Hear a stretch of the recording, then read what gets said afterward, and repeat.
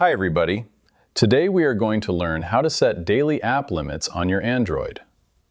First, open the Settings app on your Android device. Scroll down through the Settings list and tap directly on the menu entry labeled Digital Wellbeing and Parental Controls. Look at the options and tap directly on the section labeled App Timers.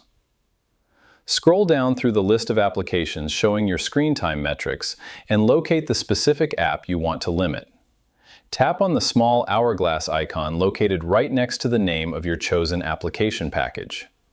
A pop-up menu layout will appear, allowing you to select an exact maximum daily allowance duration using the hour and minute wheels. Set your desired time threshold, such as 30 minutes, and then tap the OK button to save the configuration profile. The operating system framework will instantly apply the daily clock constraint countdown to that specific application package.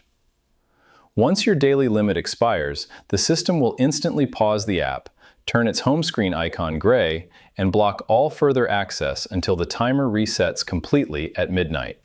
And that's it. I hope it helps you on your current and future project. Thank you for watching.